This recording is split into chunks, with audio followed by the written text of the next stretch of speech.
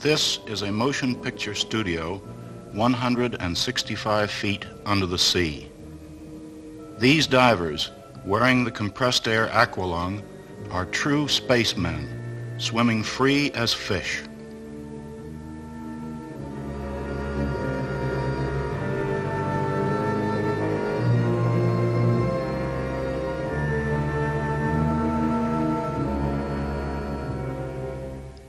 To make this film, they roamed deep under the Mediterranean, the Red Sea, and the Indian Ocean, in a mysterious realm, the silent world.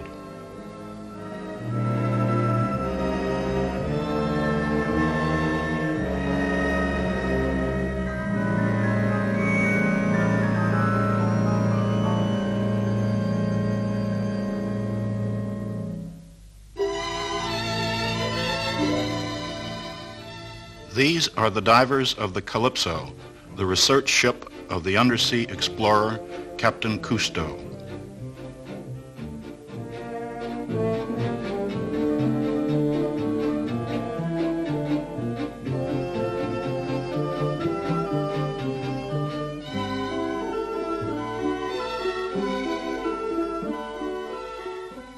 Another dive is over. We have made thousands in the 20 years since our curiosity first led us underwater. Frédéric Dumas and I, after all this time, still think it is a privilege to go down again and live for a while inside the sea. And now we share this privilege with our friends of the Calypso team. The work on the station is finished. Albert Falco takes off his aqualung.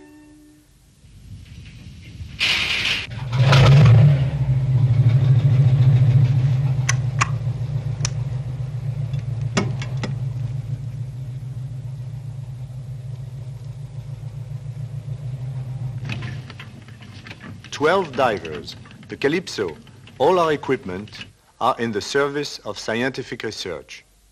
We carry parties of scientists from universities, museums, and laboratories who use our techniques to study the mysteries of the ocean. Our new movie cameras were built by André Laban.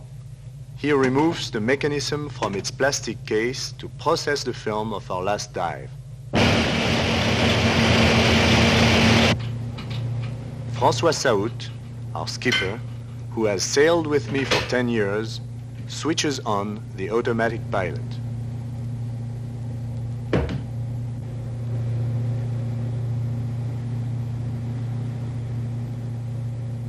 The skipper plans the ship's course as well as our daily lives. Thank you.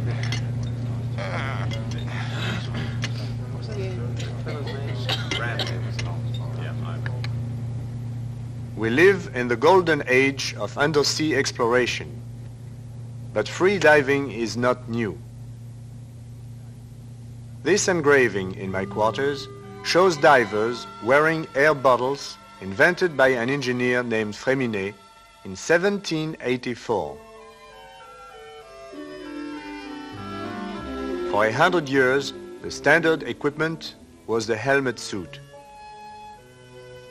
Our friends of the deep, the sponge divers, still use it.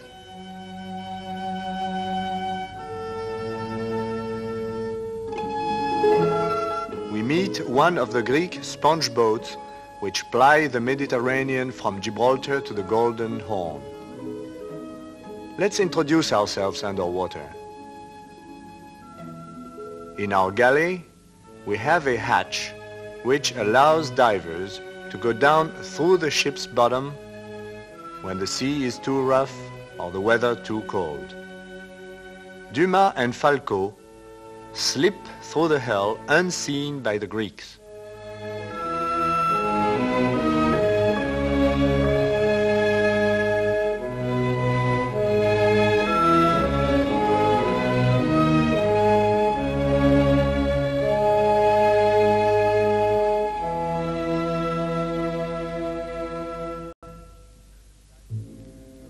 Down below, the helmet diver stumbles along on his leaden feet, a prisoner of his safety line and air pipe.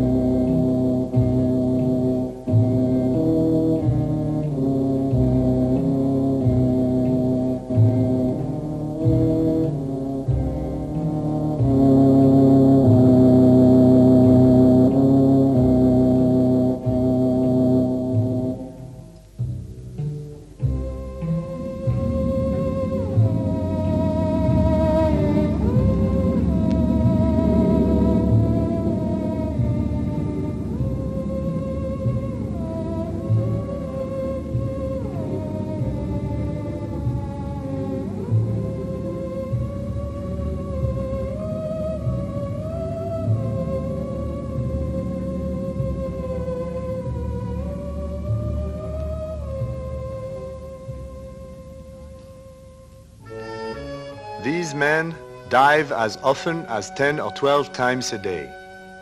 Many sponge divers are killed every year, and many more are crippled by unnecessary dangers. The main peril is the bends. As a man descends in the sea, he encounters an additional atmosphere of pressure every 33 feet. To avoid being crushed, he must always breathe air at the same pressure as the water around him. Thus, nitrogen, the main element in the air we breathe, dissolves increasingly in his blood and tissues. When he starts up, the gas bubbles out exactly like champagne being uncorked. The bubbles block off veins and arteries, interfere with the nervous system, and may cause death. Even mild attacks in the joints can disable a man for life. Divers who ignore these physical laws may be crippled like this old man.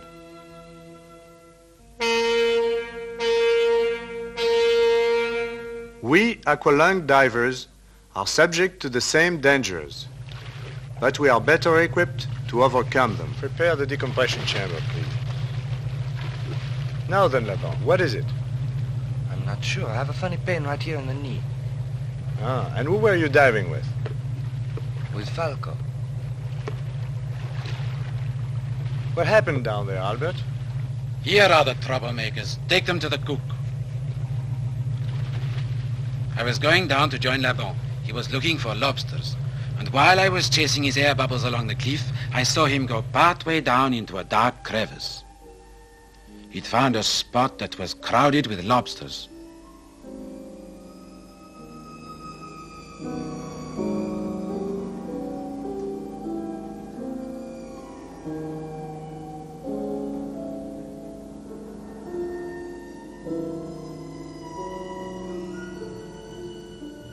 We'd already gone below 165 feet and hadn't reached the bottom of the cliff.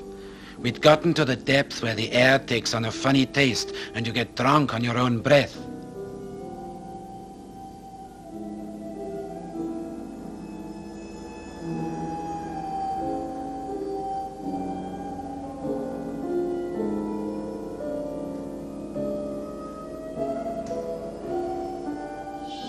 Suddenly, I hear a whistle from his air bottle.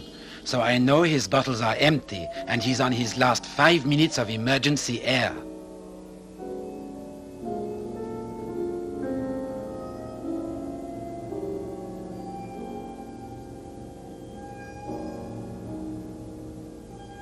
He's a little drunk already because he's letting the lobsters go.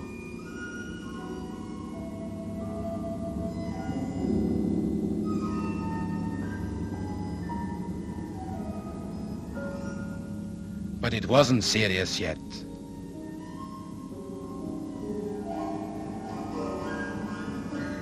And then, all of a sudden, it becomes serious. He takes out his mouthpiece, and I realize he's lost his head from nitrogen narcosis. He's really drunk. I shove his mouthpiece back and send him up top. He seems to understand. I signaled him to decompress on the way up, but I should have gone with him instead of leaving him alone. His blood must have been loaded with nitrogen when he came out. And after that, you're surprised to have a pain in the knee. All right, boy, into the chamber, and quick.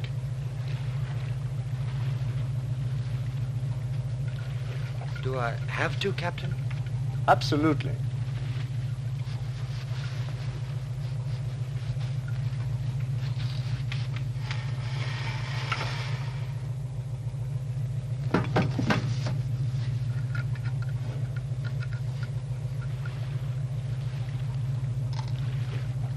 The diving tables, please.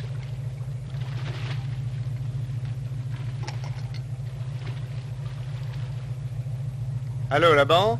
You feel better now? Yes, the pain's gone. That's because we put you back under pressure. How long do I have to stay in this coffin?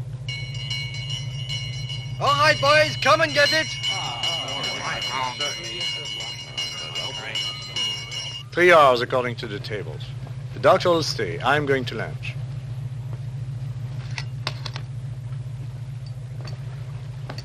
I hope you don't mind, Doc. Hey, my lobsters! Let's have some white wine. Hey, don't think of it. Oh, mine have been good. You got any mayonnaise? Yeah, the mayonnaise will be. Pass it over. Just get these little bits out. Wonderful. A bit of bread and butter.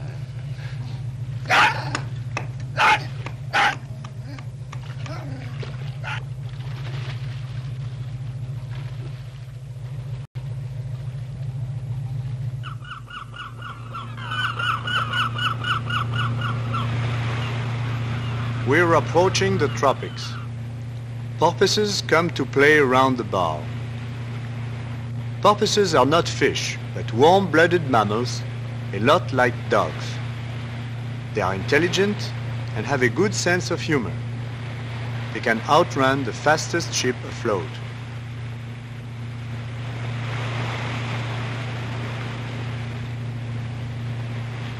To watch the porpoises fooling around, Laban climbs down into the underwater observation chamber beneath the bow. Down there, you can hear them calling to each other in their little squeaky voices.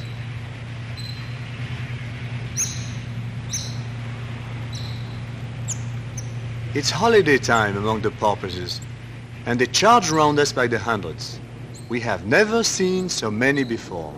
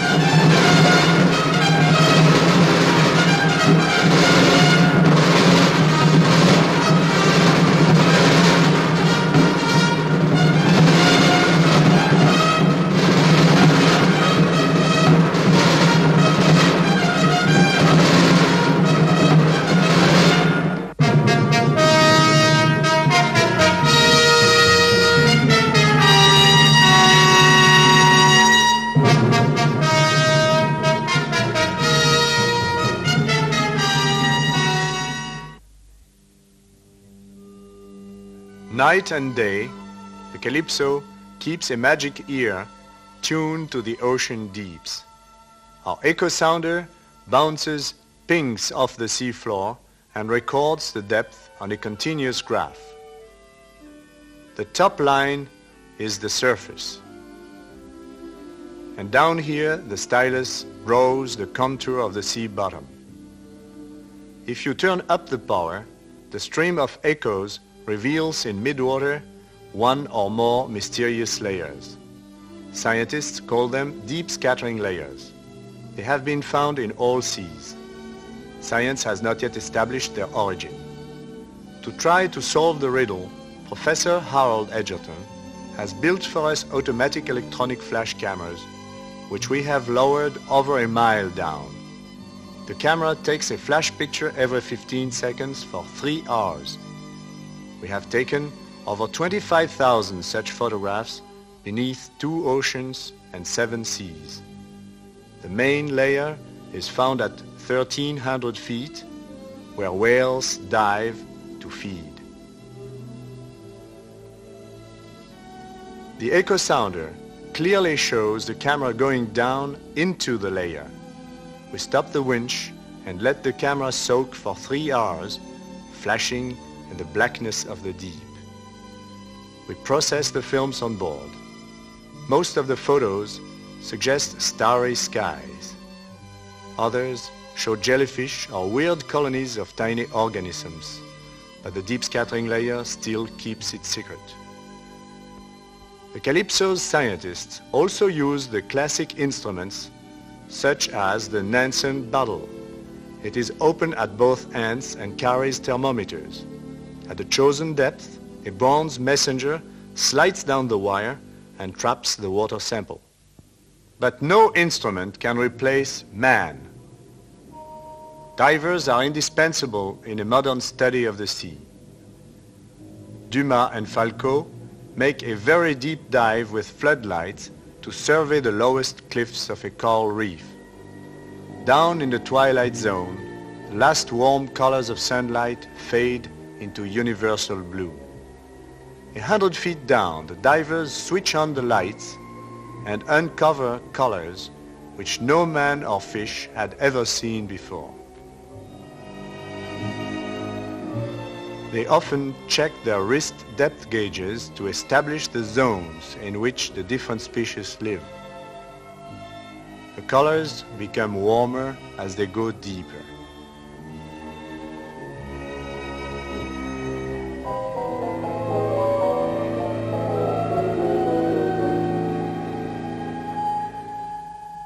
"200 feet down, they enter the world of rapture, where compressed air steals a man's reason and the coral takes on nightmare shapes.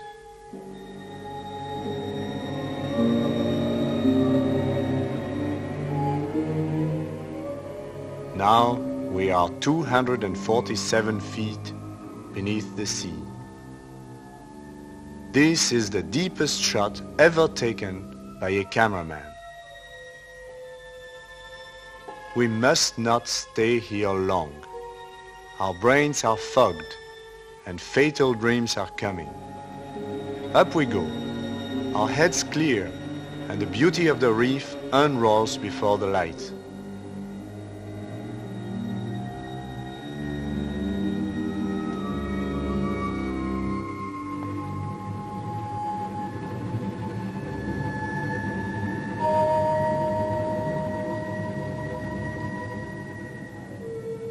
In order to take back a complete sampling of the reef, we must unfortunately cause some damage.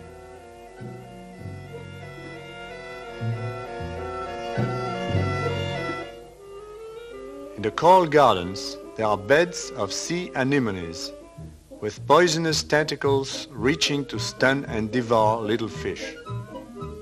But 2 fortunate species are immune to the deadly tentacles and even use them as a hideaway. This little yellow clown seems to be torn between fear and curiosity.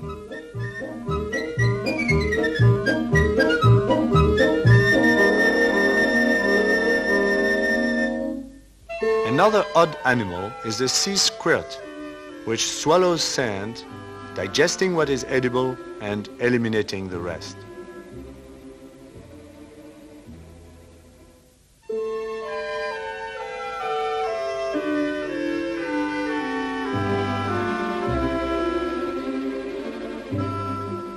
Its intestinal cavity provides shelter for living fish shaped like eels, phyrasphares, which apparently have earned the right to come and go as they please.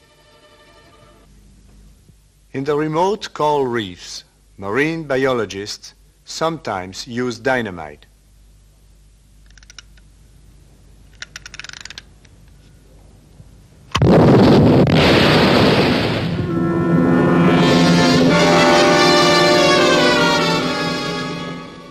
Commercial fishing with dynamite is illegal, an act of vandalism.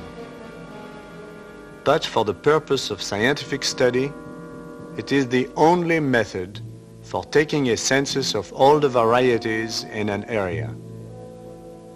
For every 10 fish killed, only 1 or 2 float to the surface.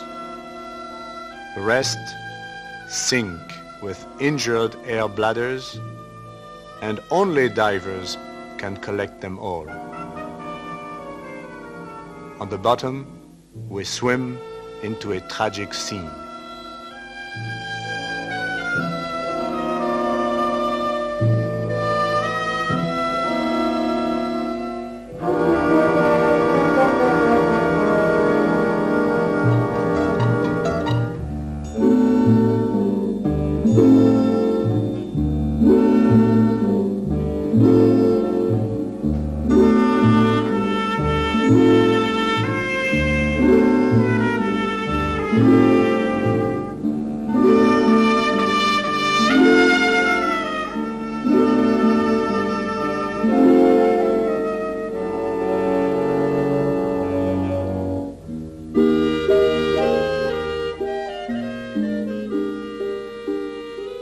When this pufferfish is in danger, he inflates himself with water, so the enemy can't swallow him. But the trick does not work against dynamite.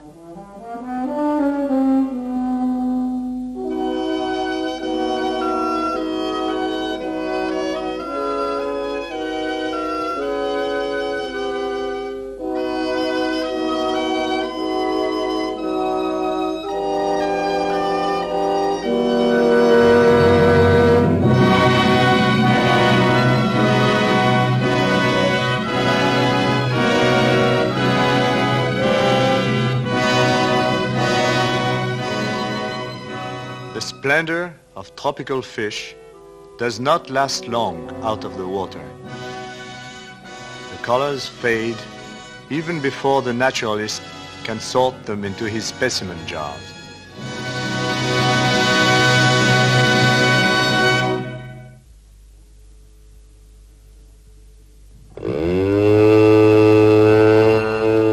I have always dreamed of a way to explore long distances on the bottom without the heavy fatigue of swimming. So now we have the electric scooter. The diver steers with his whole body as he flies in space.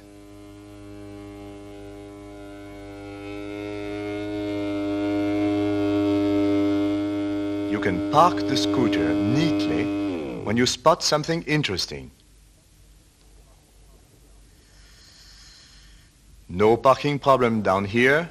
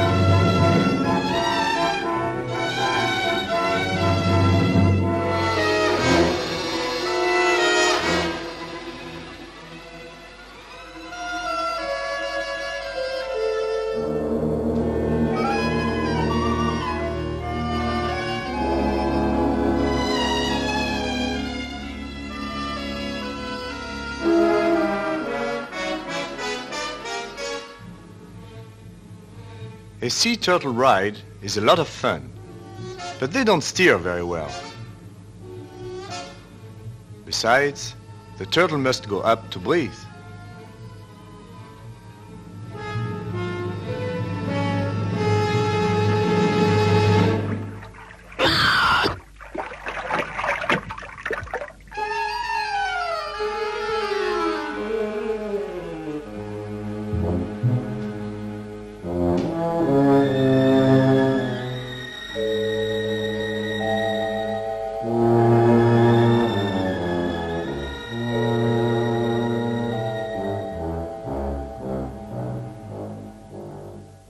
Looks like the turtle is tired of this game. So let's catch a ride to the parking lot.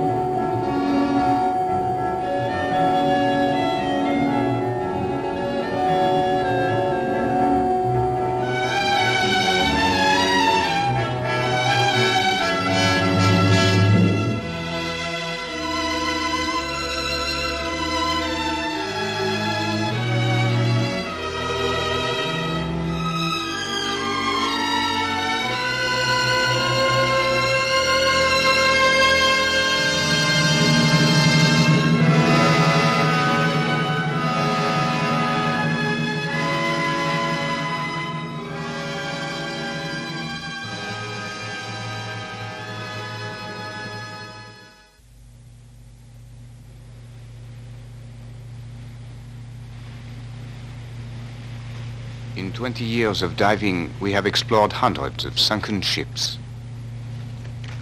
The wrecks that stick up above the surface have been looted or destroyed by the waves.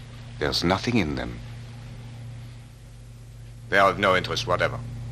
These half-submerged wrecks aren't worth anything. I've never seen one well preserved in less than 60 feet of water. Munition ship went down in 1941 somewhere in the channel, in about 100 feet. Few survivors, position badly indicated. Let's try to find it. That's a bit like the story of a needle in a haystack. Maybe worthwhile. Have Laban come here. Técher, turn on the echo sounder and the radar. Hello, Laban? Please come up here on the bridge. Oh! Please make a radar target on the point of the reef. Put out an empty oil drum to give us a bright signal. Okay, Captain. Lower the white launch.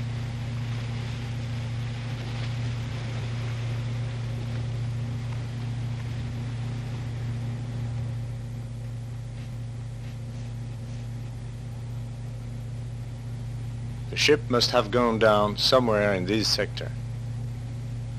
Cover the area in a systematic way. All right, prepare a plotting sheet for ranges and bearings. Grab it!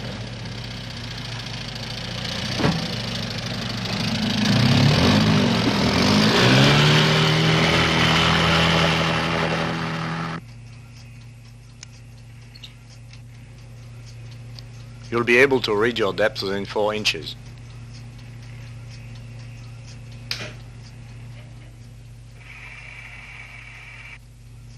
The oil drum shows up right. All ahead 1/3, steer 050. Aye, Captain.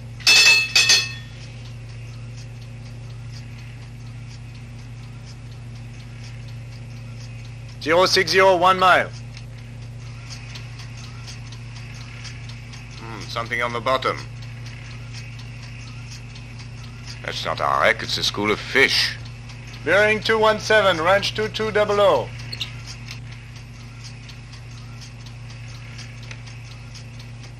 Change course to 150. Uncle, take over the radar, will you?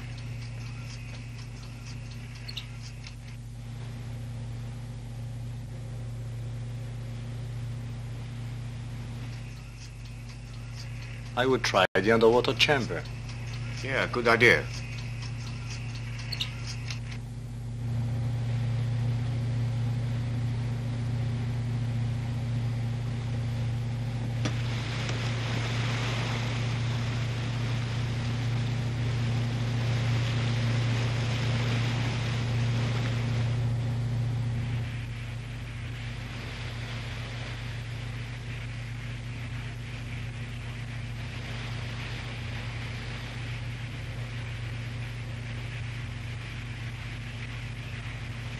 Is the water clear? Yes, quite. Fine, I'll stand by.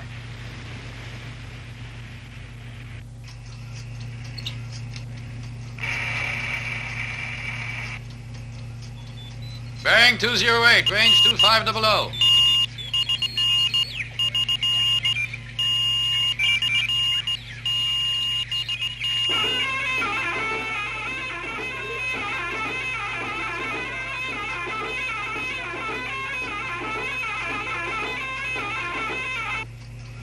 Two 2200.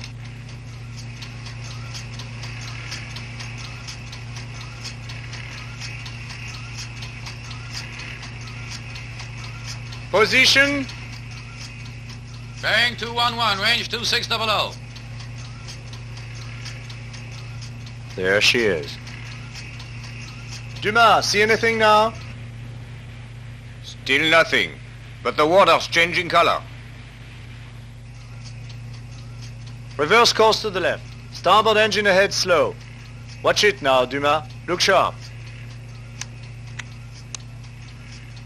Fantail, bridge. Stand by with the boy. Falco and Puig, get ready.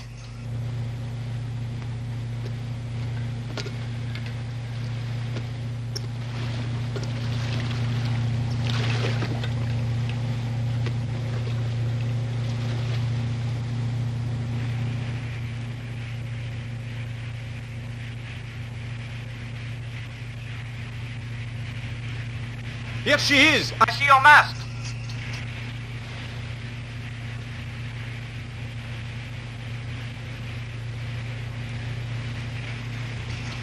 Hello, Fantail. In you go.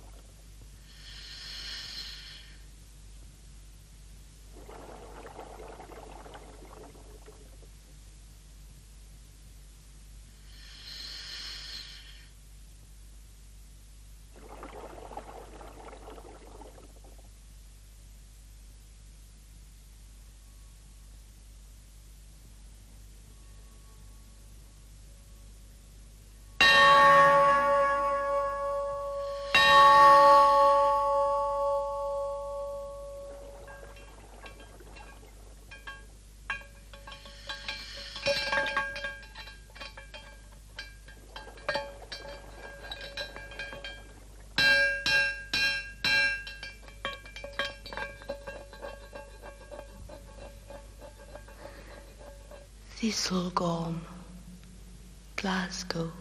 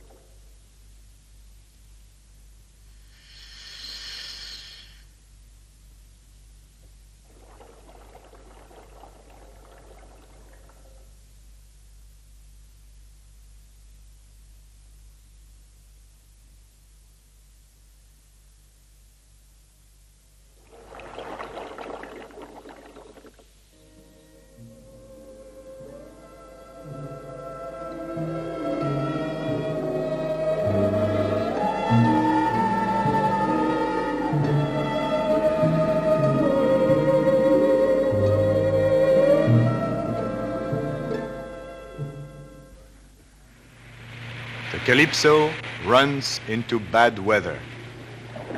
It is the southwest monsoon. For many days we pitch and roll without relief.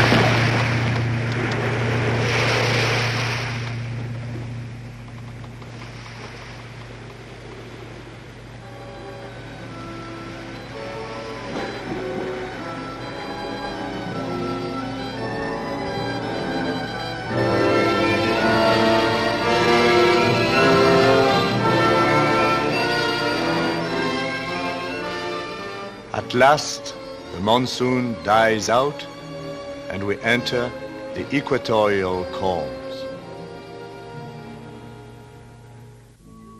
For 10 days on this deserted ocean, we have seen no land and no other ship, nothing but flying fish. Every night, dozens of them land on deck, attracted by our lights. In the morning, we simply pick them up for breakfast. They are very tasty.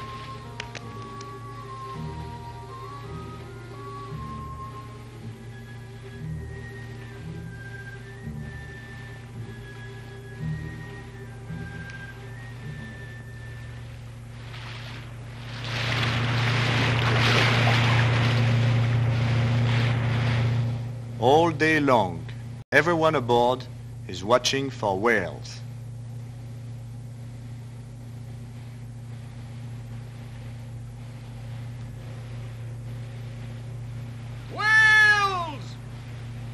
Look sharp, they're diving!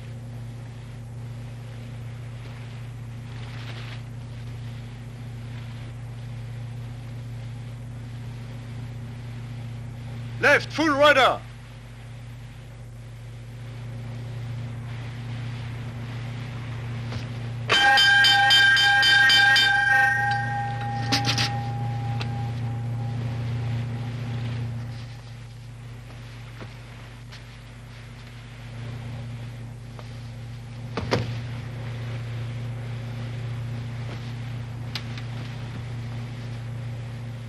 The whales seem to be enjoying a lazy promenade in the warm Indian Ocean.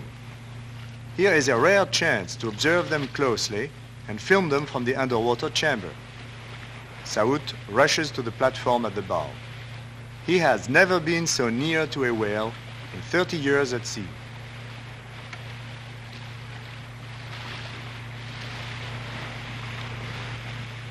Now, under our skipper's nose, is a whale 60 feet long, and he can't resist having a crack at it.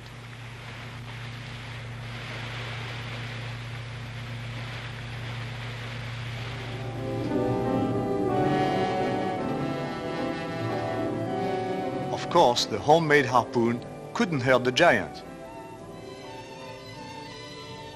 Sperm whales are easy to tell from other species. Their blowhole is located on the left side of the head, and they make a slanting, misty spout. They can dive more than a half mile straight down. But today, they are just ambling along a few feet under the surface. They have teeth and live on squids and cuttlefish. You would think they had never seen a ship the way they let us approach so near. The Calypso rides among them for hours, and we study their behavior. Hurry, right full rudder! Right, full rudder.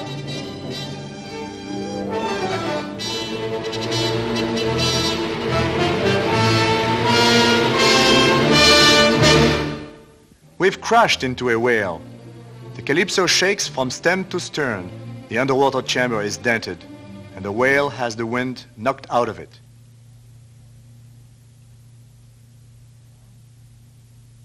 I listen to its cries of distress. I can hardly believe my ears. The giant squeaks like a mouse. The water carries the cries far away, and from all quarters of the compass we see whales blowing. The entire herd is coming to its companion in trouble. The tribe gathers, bulls, cows, and calves. We are deeply moved by this demonstration of solidarity. Now there are 27 sperm whales just in front of the ship.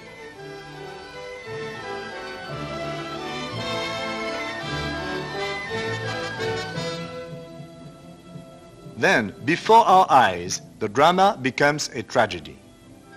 A baby whale, 20 feet long, falls behind the pack with childish carelessness. Look out, it's drifting right under the ship.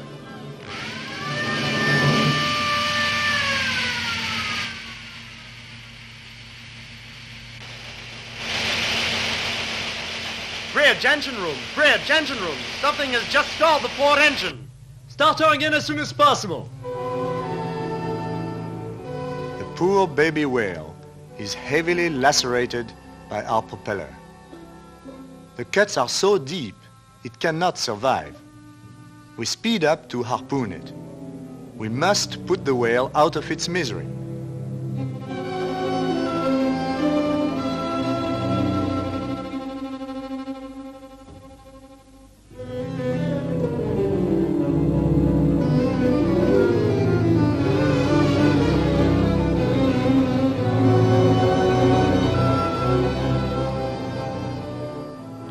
The little whale fights bravely to rejoin its parents.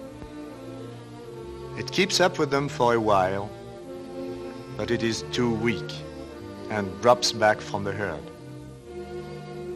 The baby cannot be saved.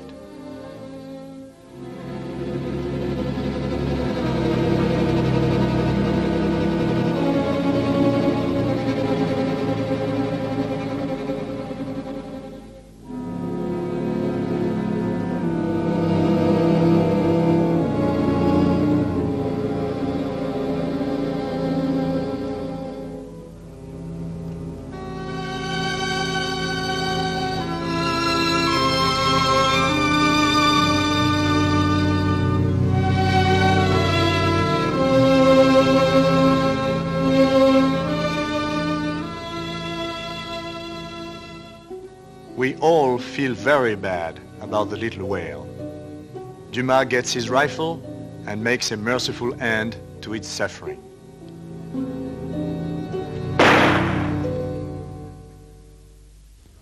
We are not the only witnesses to this drama of the sea. The blood attracts a shark, then two, then three.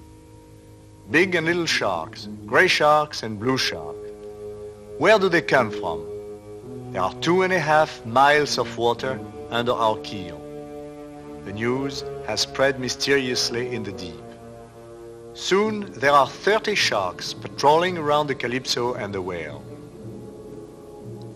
For us divers, sharks are mortal enemies. We have met them often before, but never so many and none so hungry.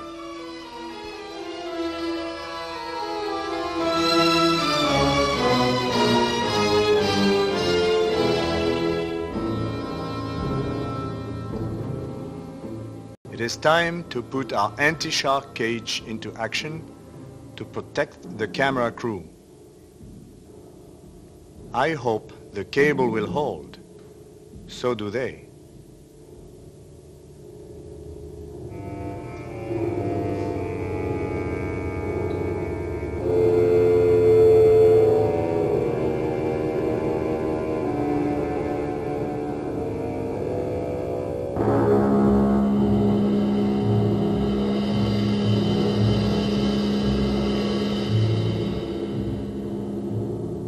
This underwater dance of death has never been seen by any man who lived to tell the tale. A dead whale or a man in the sea, it is the same thing to sharks. They prowl round and round the whale for hours. The big ones are covered with clinging remoras or suckerfish, and they are escorted by striped pilotfish. These scavengers share the sharks' meals. The stowaways drop off as the circle closes. The sharks sniff the dead whale. They are very careful. But they are not so careful with the cage. Time after time, they bang into the bars, trying to get at the divers.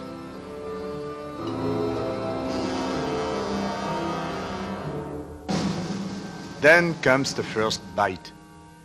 It is the signal for the orgy to begin.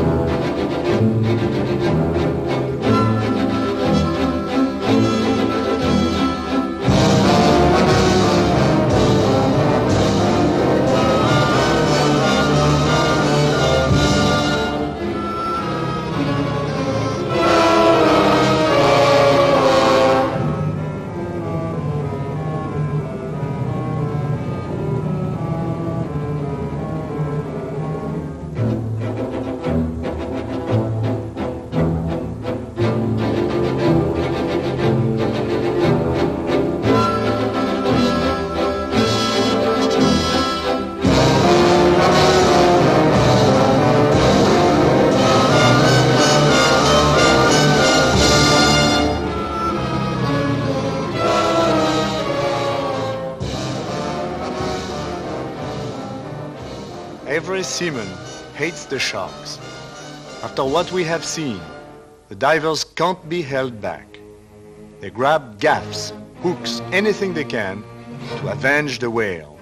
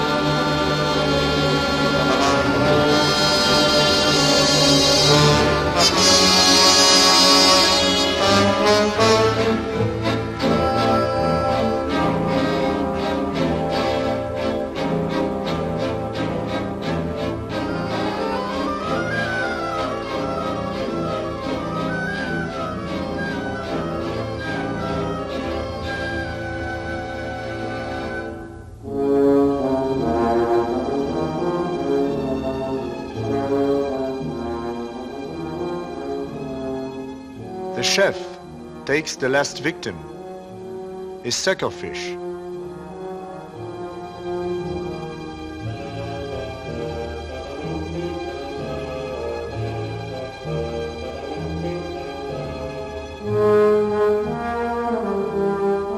We sail away, completely exhausted. There isn't a breath of air. The heat flattens us to the deck. We have been sailing 2 weeks without sight of land.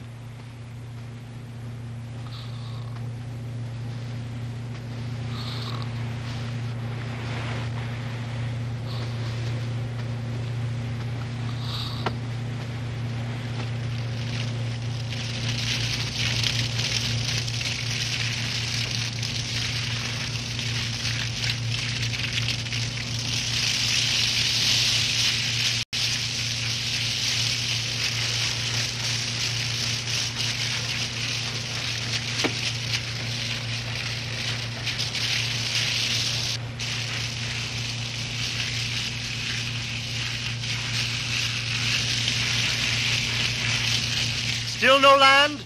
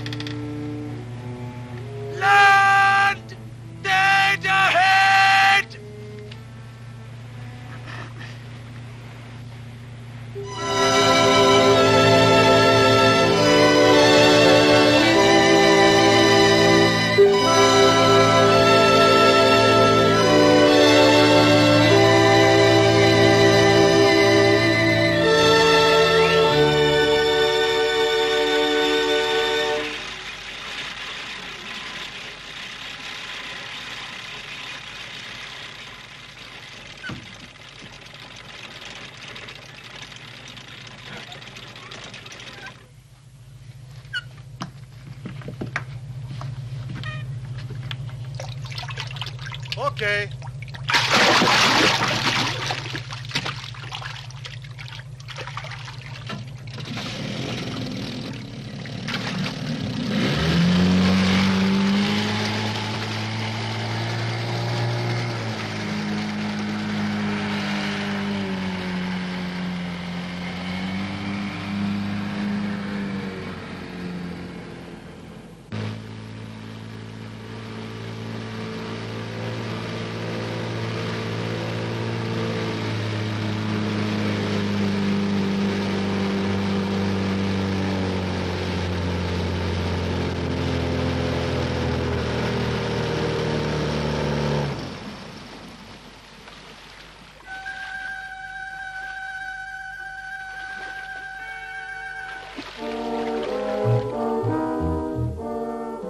On our first look around, it seems like the desert island of our dreams.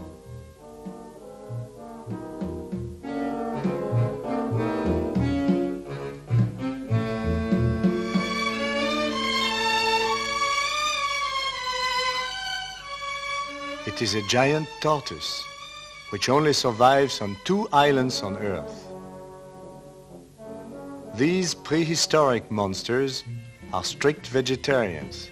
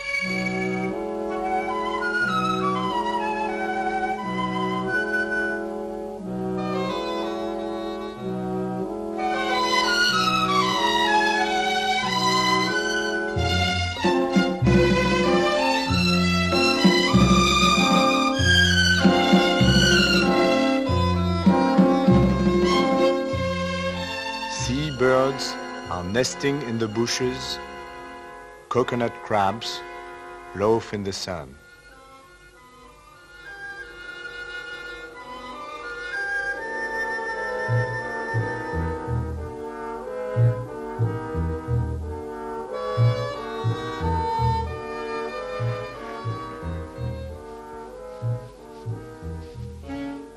Footprints. Has an amphibious tank landed here? What made these tracks? Hello there. Good morning, sir. What are you doing? Me looking for eggs. Eggs? Yes, turtles from the sea, they come lay eggs in the sand. There is thousands and thousands round the island. It is mating season.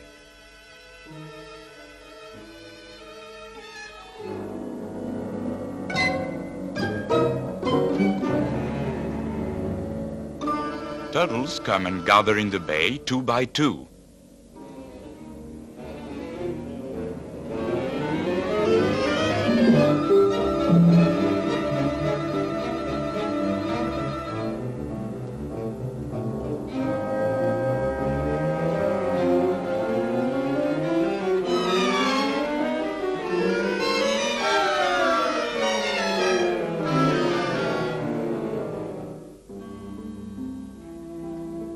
At night, the females are climb on the beach. The sand, it is still hot. They dig a nest, and then they dig a well for the eggs. Their hind legs, they are doing like spoon. That well, it must be very deep, or else the coconut crabs come and eat them eggs.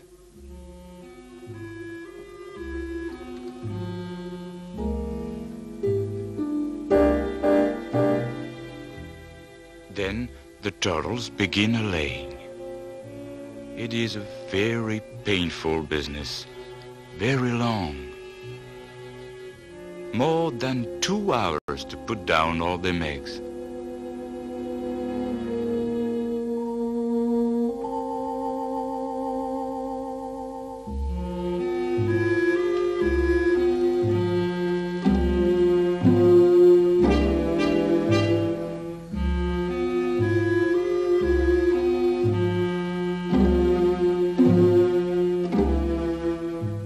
When she is finished laying, she covered the nest with the sand. She caresses it gently, gently. And yet, perhaps never that turtle she will see her babies anymore.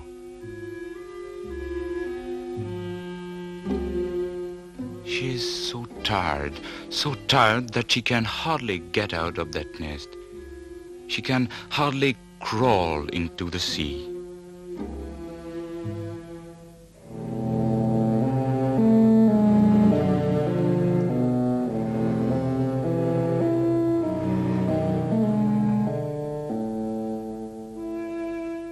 Her eyes is full of tears. There are people who say that it is the wind that make them cry, but me keep thinking it is the sorrow.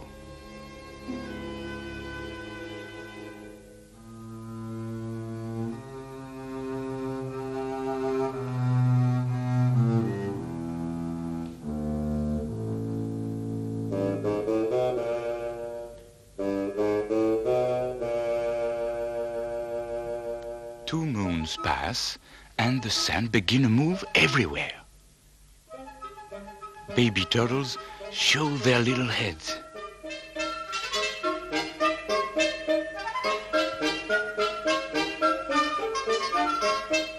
Oh, they know the way. They run straight into the sea.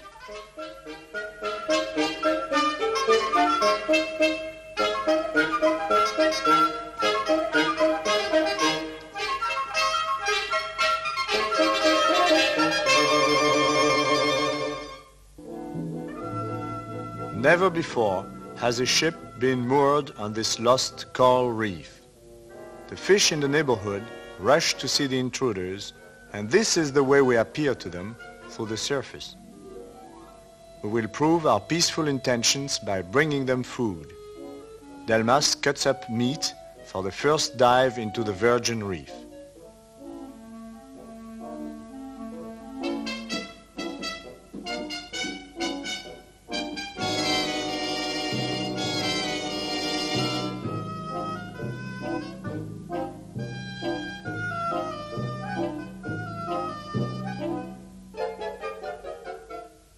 When he enters the water, the fish retreat.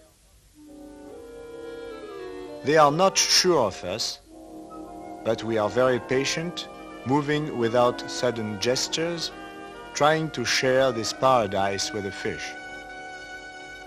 They hesitate a while before they accept us. Then, for 6 wonderful weeks, we are allowed to live among them.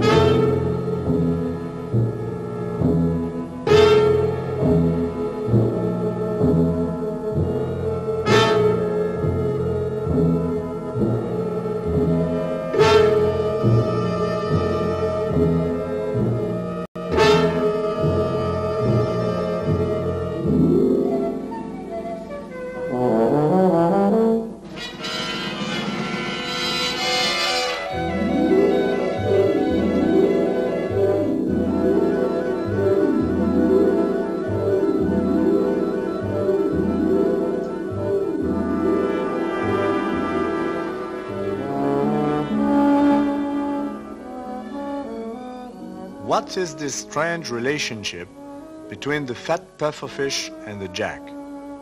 The puffer lives in coral caves. The Jacques is a raider of the open sea. Yet this is pure friendship. Can a man and a fish be as intimate?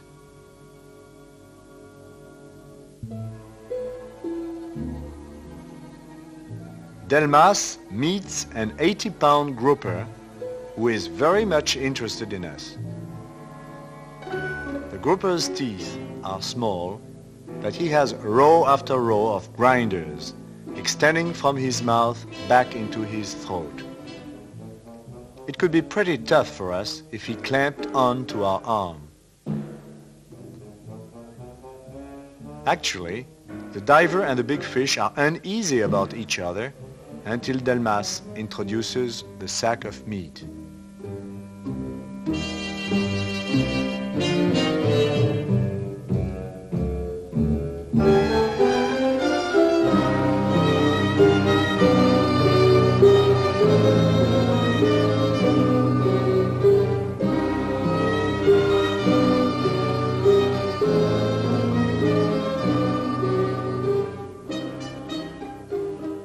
No, not the sack.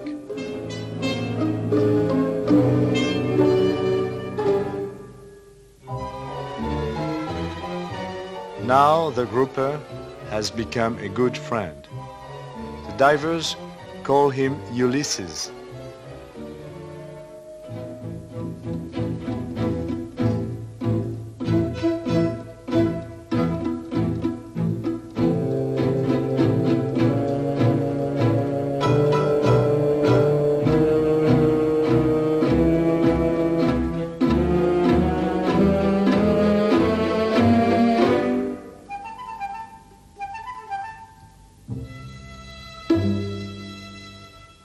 Ulysses, may I have the next waltz?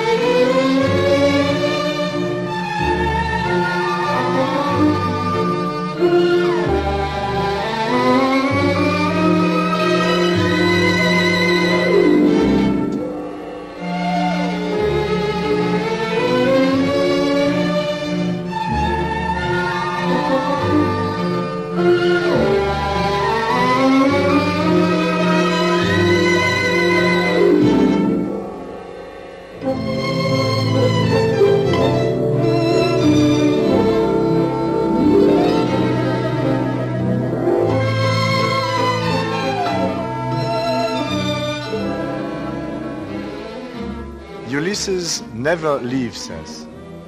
When we go up and hang on the anchor cable to decompress, Ulysses comes along to keep us company.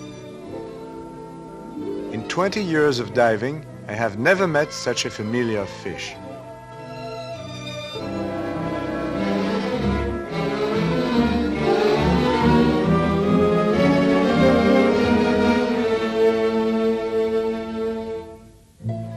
The sack of food makes friends out of all the fish in the area.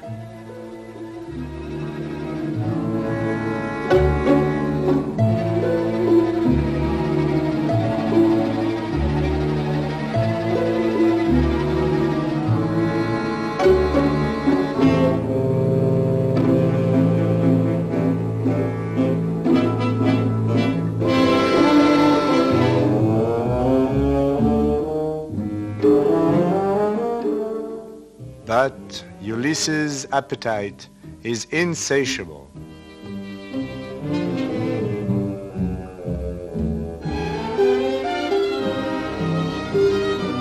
He is becoming a real nuisance.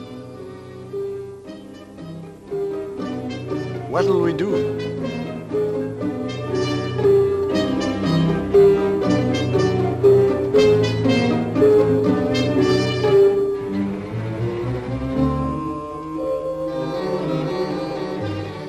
Now we have it. We decide to put him in jail. The anti-shark cage will do nicely.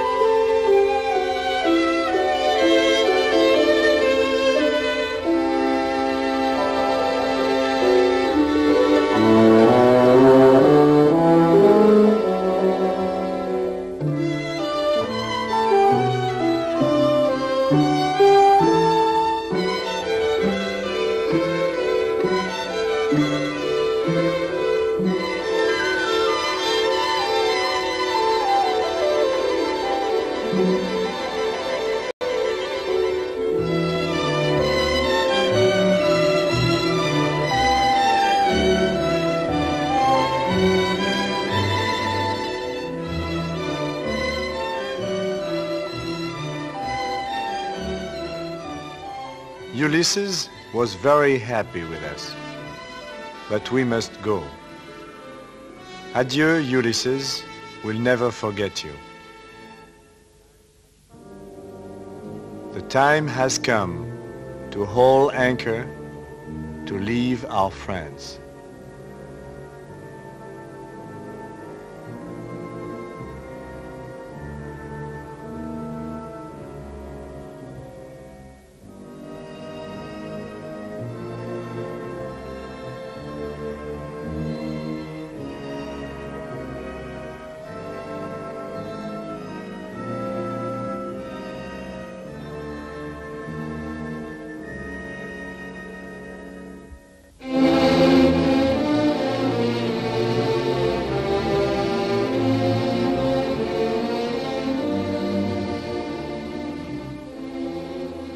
We have merely skimmed the surface of the ocean.